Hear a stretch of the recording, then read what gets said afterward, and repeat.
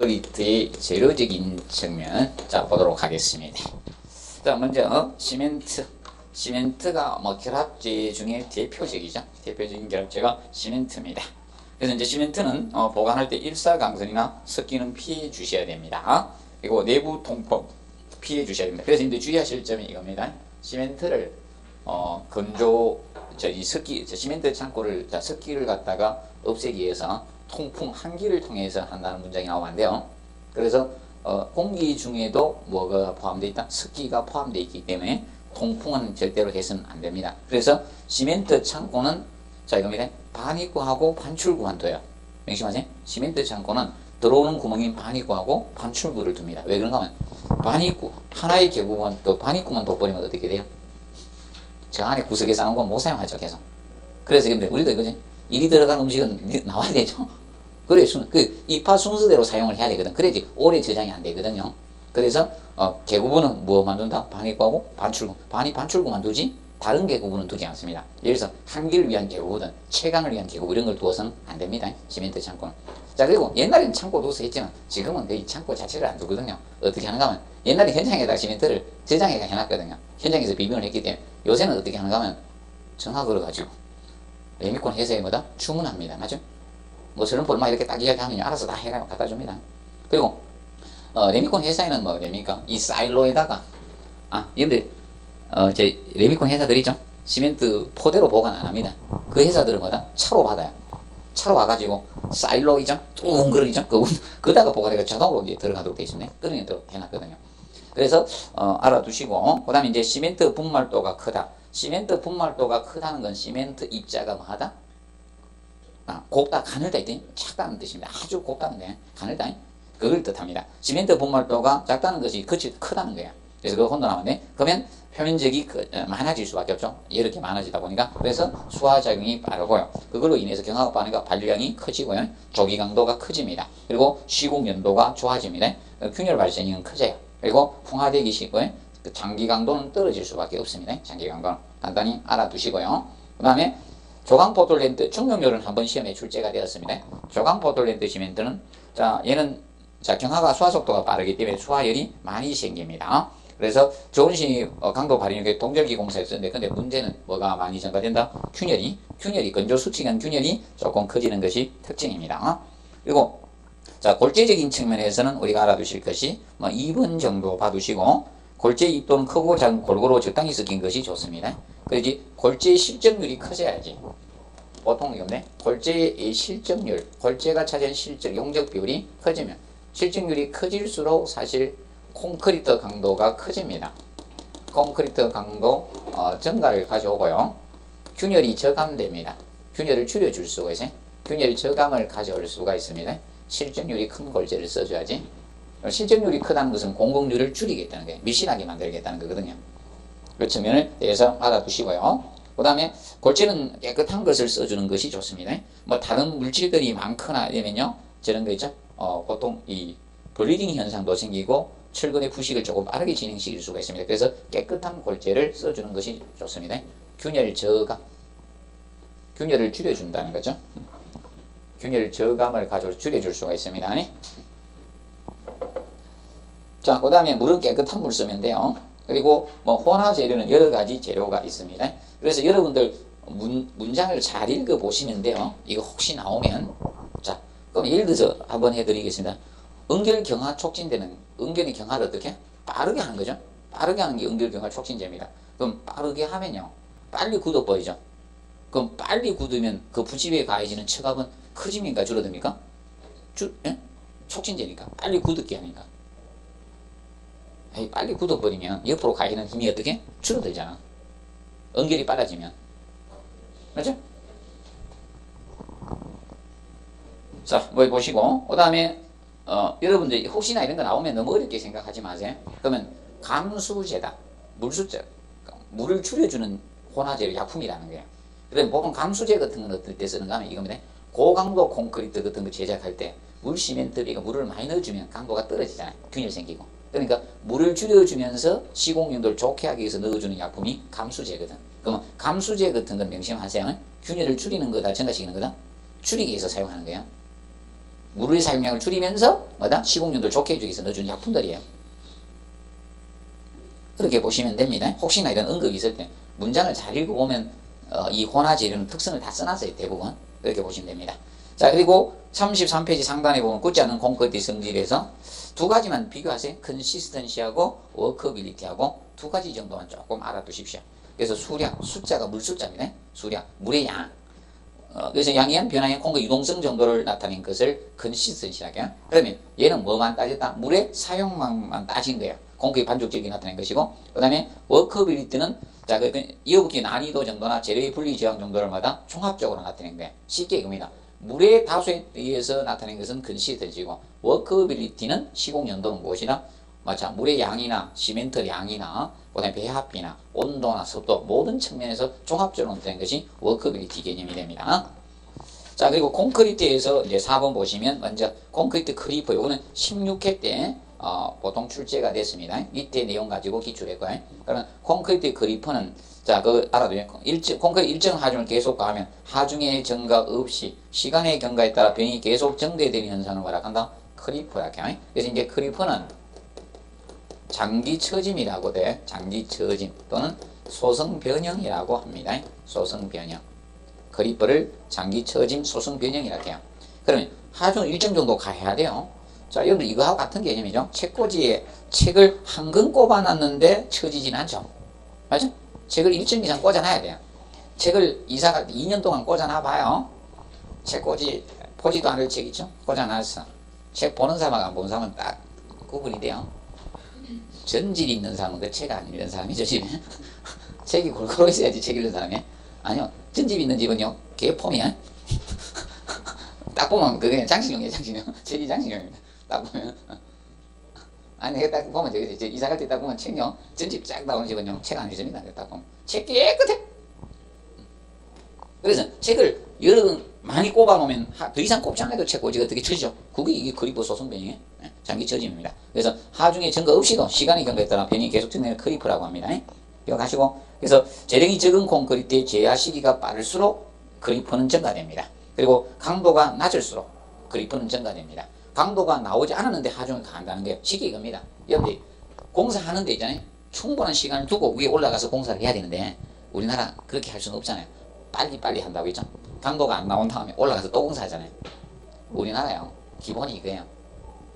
여건만 허락되면요, 엄청 빨리 짓습니다. 기본이 7, 8일에 한 층씩 골조 올라가요. 그러면 철근 배관하고 막 있죠. 모든 거 다 하고 콘크리트 타서는데 일주일이나 그만에 한 층씩 올라간다는 겁니다. 제일 빨리 올라간 것이 저겁니다. 두바이죠. 두바이 세계에서 가장 높은 건물이죠. 걔는 3일에 한 층씩 올렸습니다. 성질 급해서 팍 올립니다. 공기 맞춘다고 그때. 그래서 그 그리프에 영향을 줍니다. 그래서 이제 강도 물시멘트가 클수록 그리프는 증가됩니다. 대기 습도가 많을수록 적을수록입니다. 그리프는 증가돼요. 습도가 높으면 그리프는 줄어듭니다. 그래서 그럼 온도는 반대라고 보시면 돼요. 온도가 높을수록 그리프는 증가돼요.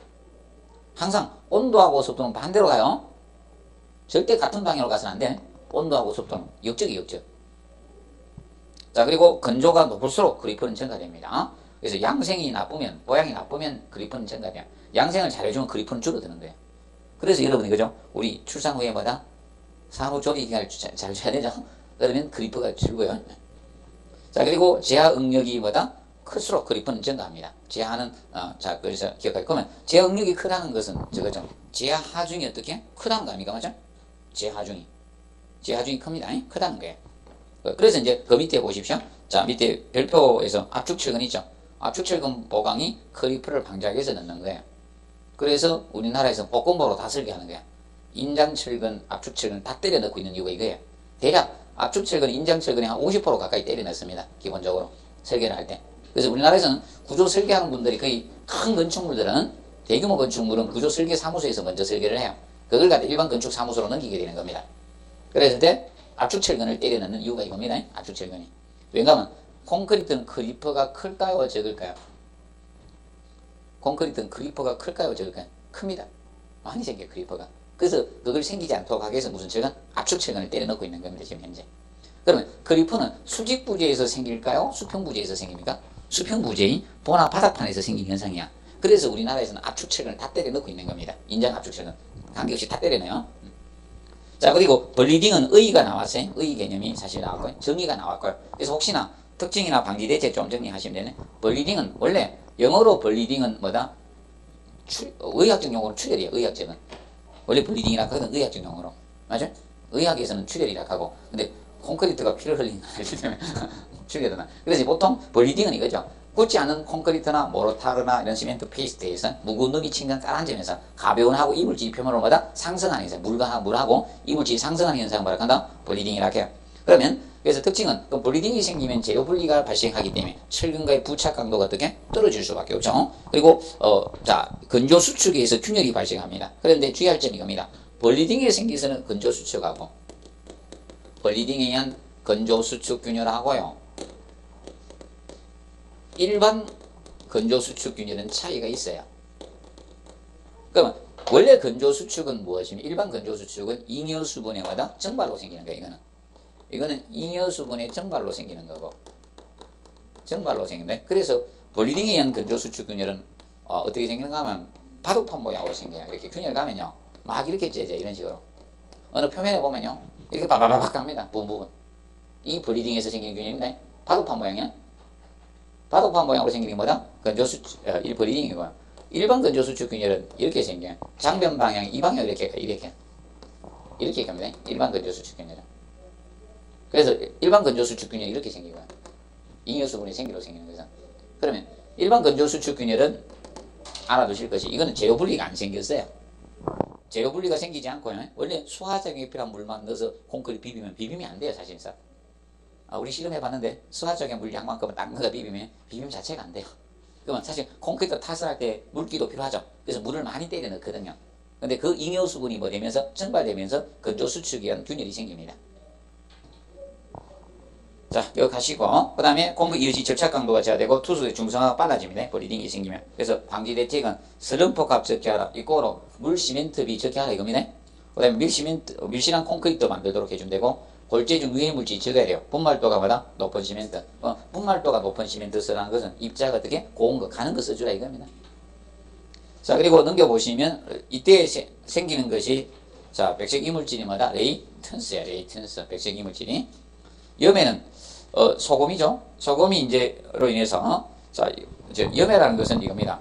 자, 보통 해안가 지방에 콘크리트 비빔시 첨가가 되지 않더라도 해안가에서 바람에 공기 중에 염분이 포함되어 있습니다. 이것이 침투해서 콘크리트의 강알칼리성을 상실해가지고 철근 나중에 부식시켜서 콘크리트 구조체의 균열이나 강도 저하나 콘크리트의 성능 저하나 백화 현상이나 내구성 저하를 우리가 가져오게 만드는 게 염해입니다.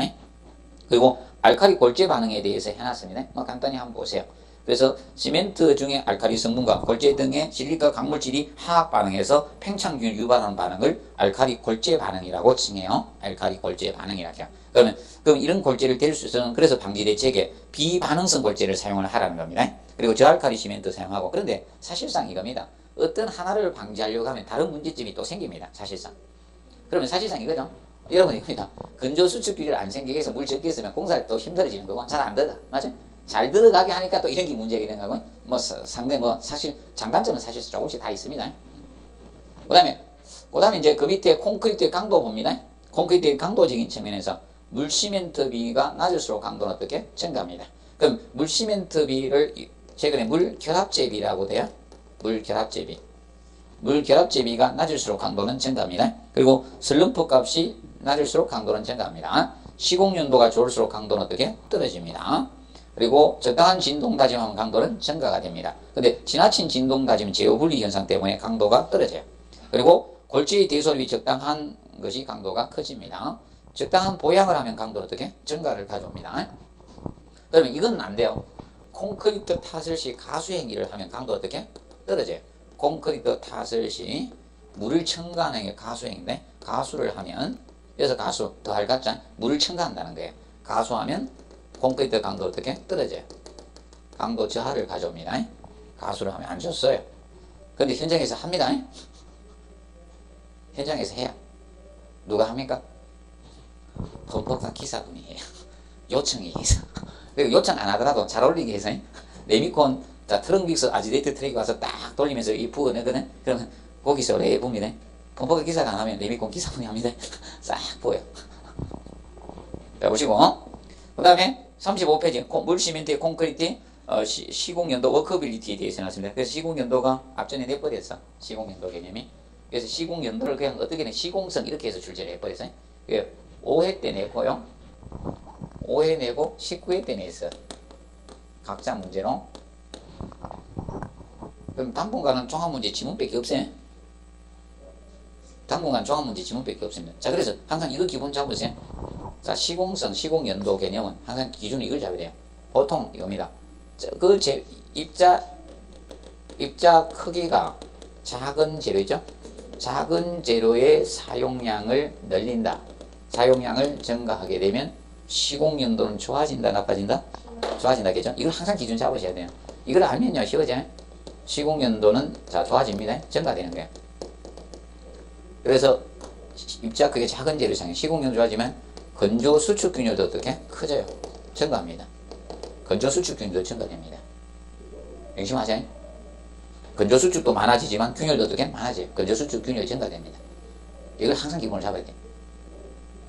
입자가 작은 재료 쓰면. 그래서 이겁니다. 시멘트의 폭발도가 크다는 것은 시멘트 입자가 작은 걸 썼죠? 그러면 뭐는 좋아집니까? 시공연도는 좋아집니다. 건조 수축 증가되고 있죠? 균열도 증가되는 거 같이 가는 거예요. 이걸 항상 기본 잡으셔야 돼요. 자, 그러면 여러분들입니다. 그래서 단위 수량은 물의 양 아닙니까? 콘크리트 1세를 비교할 때 사용되는 물의 양을 단위 수량에 물 증가하면 시공연도 좋아지겠죠? 단위 시멘트량 증가하면 시공연도 좋아집니다. 자, 그래서 여러분들 그걸 항상 기억하시면 됩니다. 자, 그런데 이제 온도하고 속도는 반대됩니다. 온도가 높을수록 슬럼프가 감소되니까, 자, 온도가 높으면 응결 경화가 빠릅니까? 느립니까? 빨라지죠. 온도가 높으면 응결 경화가 빨라지거든. 그러니까 시공연도는 떨어질 수밖에 없는 거예요. 그래서 여러분들 이거죠. 온도가 높을 때 반맛이 좀 많이 떨어지죠. 맞아요? 사람도. 아니, 뭐, 항상 식욕 좋은 분 있긴 있는데, 보통 이맛 없을 때 온도가 높을 때잖아. 그리고 이제 균열 있죠. 균열에 대해서 조금 정리해야 될 건데, 균열. 그럼 아까 제가 균열에 대해서 이거 해드렸죠? 균열에 대해서. 자, 이거에 대해서 아까 해드린 거 기억나실 겁니다. 균열이. 콘크리트 중성화 균열은 빨리 안 생긴다 했죠? 맨 마지막에 생기는 균열이에요. 명심하세요? 그래서 보통, 자, 이죠? 플라스틱 균열, 침하 균열들이 먼저 발생해요. 응결 경화되기 이전에 이미 균열이 쳐져서 균열이 생기는 게 그 균열이고요. 그러면 나중에 경화가 되면서 잉여수분의 증발로 생기는 게 무슨 균열? 건조 수축 균열이야. 얘는 경화가 되면서 소화열이 생기면서죠. 소화열이 한 대략 그때 몇 도였더라? 수시해 보니까 한 50 몇 도 나오는 것 같았었는데 한 60도 가까이 나오나? 50 한 몇 도 나오는 것 같아. 그래서 여기 있어 주무시면 된다니까. 콘크리트 탓을 하고 나서요. 응결될 때는 열이 안 생겨. 나중에 경화작용 생기면서 언제 탓을 했나 그 시기를 잘 봐야 돼. 계산해야 돼. 여러분들 또 이겁니다. 탓한 지 얼마 안 됐는데 가서 누우면요 열 안 생겨. 경화작용 생기면서 열은 생깁니다. 그날 탓을 하면 그날 이거는요 열 안 생겨. 그래서 이제 보면 콘크리트 균열은 물, 시멘트, 비를 크게 하면 균열 발생이 어떻게? 증가됩니다. 물을 많이 쓰면. 왜냐하면 뭐가 커지니까 물은 입자가 작은 거에 큰 거야. 물이 입자가 큽니까? 작죠? 그러면 시공연도 좋아지면 건조수증 균열은 많이 생깁니다. 물을 많이 쓰면. 물은 최대한 어떻게? 줄여줘야 돼. 물은 줄여야지 균열을 방지할 수 있는 거야. 그럼 이건 명심하세요. 입자가 작은 재료의 사용량을 증가하면 시공연도 건조수증 많이 생기면 균열 많이 생긴다겠죠? 그러면 반대로 입자가 큰 걸 쓰면 어떻게? 시공연도 나빠지면 건조수증 줄고 균열 줄어드는 거야. 그래서 여러분들 항상 기본을 잡아두세요. 입자가 작으냐 크냐에 따라서 틀려진다는 거예요.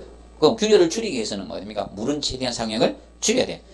그래서 슬럼프 값 증가하면 균열 증가되는 거야. 그럼 슬럼프 값을 최대한 어떻게? 적여야 돼요. 적여야지 균열이 줄어드는 거야. 그리고 실적률이 큰 골재를 사용하면 균열은 저감된다겠죠? 자, 미실한 콘크리트를 만들어야지 균열은 줄어들거든요. 아까 했죠? 골재의 실적률이 어떻게? 커지면 콘크리트 강도도 증가되지만 균열도 줄여주는 역할을 합니다. 저감 역할을 하는 거예요. 자, 그리고 쇄골재는 뭐다? 모래. 쇄골재는 모래를 쇄골재라고 해요. 쇄골재율을 적게 하면 균열은 저감되는 거야. 명심하세요? 쇄골재. 그러면 같은 쇄골재 모래도 굵은 모래가 균열을 저감합니까? 고운 모래가 균열을 저감합니까? 항상 이걸 기억하셔야 돼. 입자가 작은 걸 사면 상향 증가하면 균열을 많이 생겨요. 그렇게 굵은 모래를 써줘야지 균열은 줄어드는 거예요. 절대 어려울 필요 없어. 그래서 이러면 됩니다. 강가에 아주 입자 가는 거 있죠? 그거 못 쓰잖아요. 맞지? 좀 기억하시고. 자, 그 다음에, 자, 그래서 시멘트의 상열 줄이면 균열 발생을 최대한 줄여줍니다. 그리고 조강 시멘트 사용하면 보다 건조 수치 커진다 했죠. 그래서 균열이 증가합니다. 그러면 무슨 시멘트 쓰면 균열은 줄어든다? 중력열 포틀랜드 시멘트 사용하면 균열은 감소됩니다. 그리고 쇄골재 입도가 큰 걸, 입도니까 쇄골재가 모래라겠죠? 굵은 모래 사용하면 균열은 저감되는 겁니다. 그러면 자갈의 사용량을 증가하면 균열이 줄어듭니다. 자갈은 커요, 적어요? 크죠? 자갈을 조골재라고 합니다. 조골재. 그래서 항상 이걸 기억하십시오. 입자가 큰 걸 많이 쓰면 균열은 줄어들고요. 시공연도 나빠지겠죠? 자, 그걸 봐두시고, 그 다음에 여러분들 이겁니다. 자, 혼화재를 쓰게 되면, 약품이나 이런 걸 쓰게 되면, 수화열을 갖다 최대한 억제하는 혼화재를 써주면 균열은 줄어듭니다. 쉽게 열이 많이 생기면 뭐다? 균열은 많이 생깁니다. 이것을 항상 기본을 잡아두시면 되고, 그 다음에 조금 들어가서 한번 해드릴게요. 그래서 보혜사, 수평부재인 보혜사. 자, 이 전당균열이죠? 전당균열 방지 목적으로 써주는 것이 느건 스트럽이에요.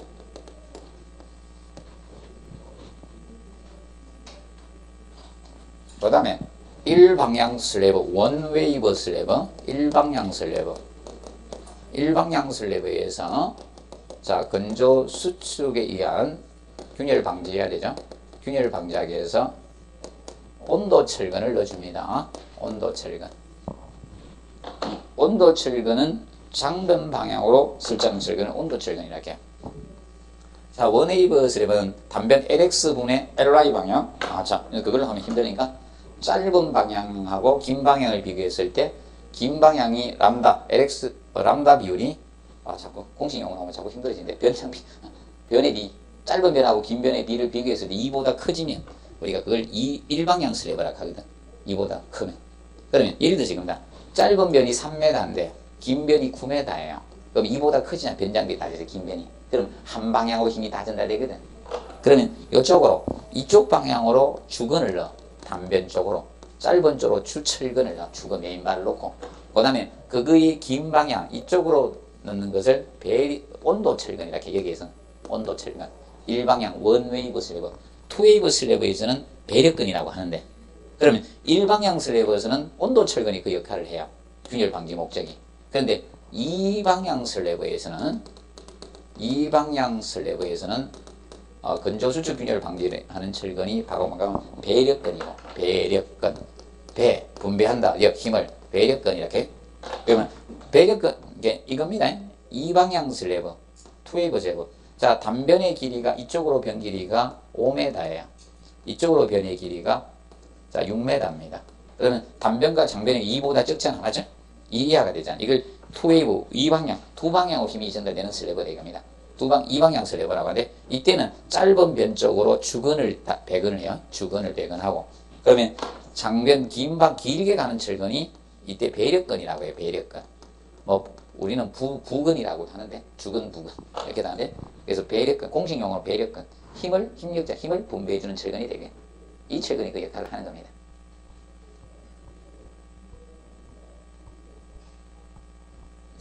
조금 하나 더 해드리면, 몇 가지만 해줄게. 다 하면 힘들고, 원래 균열만 해도 하루 종일 강의해도 힘듭니다. 균열만 해도. 옛날에 한번 균열만 했더만 하루 종일 해도 안 되더라고. 어떤 분이 좀 해도록 해가 균열을 했는데, 옛날에 한번 딱 했던 적이 있는데, 어느 학원에서. 다른 학교에서 아예 안 했습니다. 너무 오래돼가지고. 그래서, 자, 보시고, 그 다음에 이제, 보에서 전당균열은 이렇게 방지한다고, 보에서 흰균열, 흰균열, 또 처진균열이라고도 하고, 이걸 방지하기 위해서는 주인장철근량을 늘려줘야 돼. 주인장철근.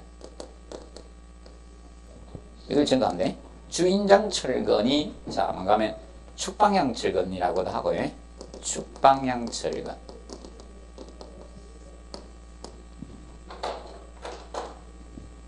그래서 간단히 한번 봐두세요. 그럼, 그 플라스틱 침하균열이 이거예요. 물을 많이 뛰게 넣으면서 밀실하지 않은 콘크리트를 타설해서 생기는 것은 바로 포로시티 침하균일이 생겨요. 그는 밀실한 콘크리트를 만들면서 물시멘트 비를 줄여주면 방지할 수 있는 거예요.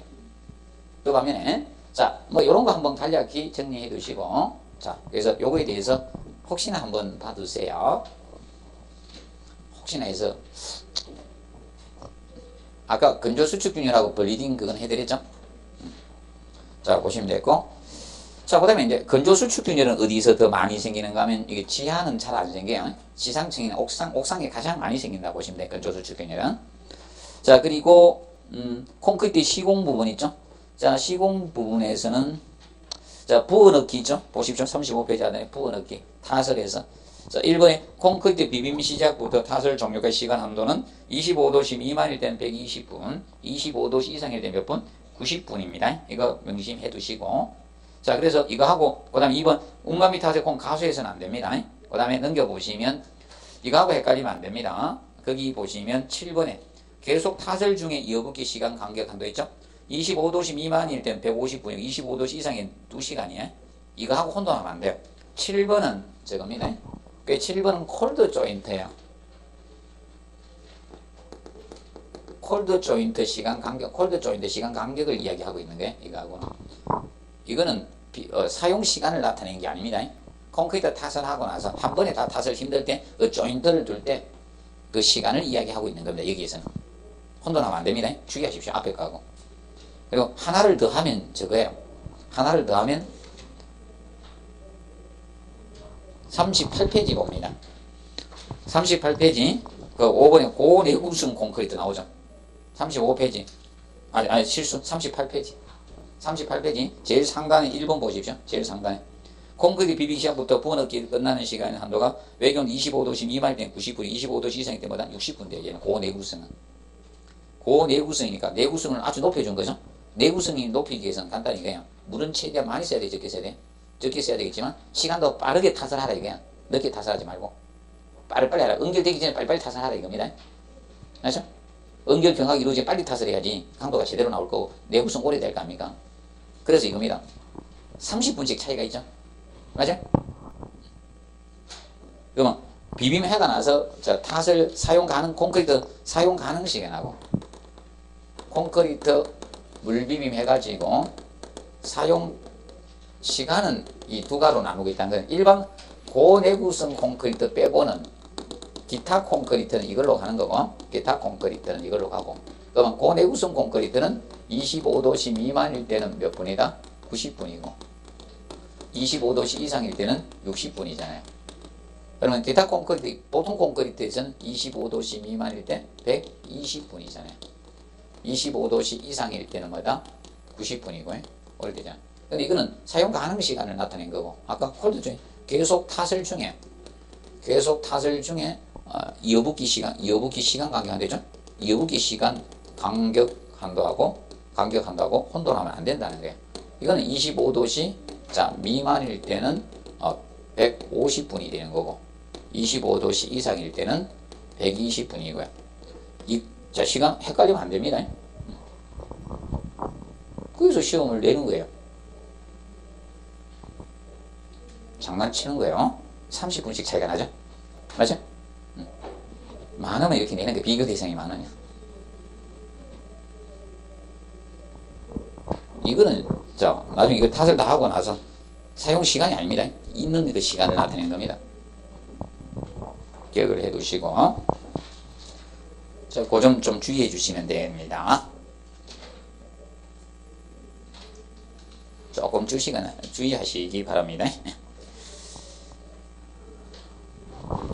그리고 8번에 보시면 타설 콘크리트 그 부지반에서 행방향으로 이동은 금합니다. 행방향 이동은 금해 주셔야 됩니다. 그 다음에 이어붙기 위치는 전단역이 최소인 곳에서 하는 게 기본입니다. 그래서 바닥 슬래브, 지붕 슬래브, 수평 부재죠. 수평 부재는 수직 타설 이음부를 둡니다. 수직 타설 이음은 스팬이 뭐라 했어요? 간사이 경간이라고 했죠.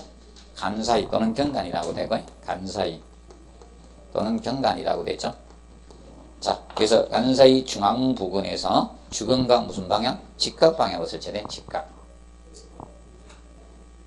자, 이거는 이음 단면을 최소화하기 위해서죠. 직각은 스팬의 중앙부가 바로 전단력이 최소인 위치가 됩니다. 그리고 세 번째, 기둥 벽의 수평 타설 이음부는 바닥 슬래브나 하단, 상단이든 하단이든 관계없죠. 슬래브의 상단에 설치해 주시면 됩니다. 그리고 간사의 중앙부에 작은 보가 있을 때 콘크리트 이어붙기는 작은 보의 2배 떨어진 곳에서 설치하시면 돼요. 그런데 주의할 점이 이거예요.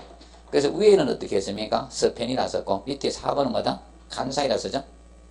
교수들 마음대로 써도 돼요. 같은 시방서인데 어디는 스팬 썼고 어디는 간사이 썼고 맞아요? 막 씁니다. 자, 그리고 이겁니다. 이어붙기 안 해야 될 것이 뭐가 이어붙기 안 해야 됩니까? 뭐는 이어붙기 하지 말았겠죠.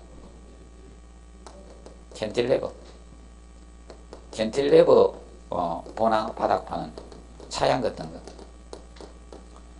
이거는 유일하게 콘크리트 이어붙기 안 해요. 콘크리트 이어붙기 하지 않아야 될 것은 이겁니다. 캔틸레버 부질. 1변 고정단, 3변이 자유단인 것. 이런 것은 이어붙기에서는 안 돼. 유일하게 이어붙기가 금지된 게 얘예요. 명심하세요. 캔틸레버라는 것은 한 변이 고정단이야. 1변 고정단, 3변이 자유단인 것을 캔틸레버라 하거든. 그럼 제가 부재라고 보면 기둥이에요. 이게 보면 이게 캔틸레버 보가 되는 거예요. 이렇게 한 변만 고정돼 있잖아. 그래 이렇게 들고 있으면 힘들죠. 저쪽 부재를 이렇게 잡고 있으면 안 힘들죠. 저쪽에 이렇게 걸치고 있어도 안 힘든데, 맞아? 이렇게 있어봐도 힘들어.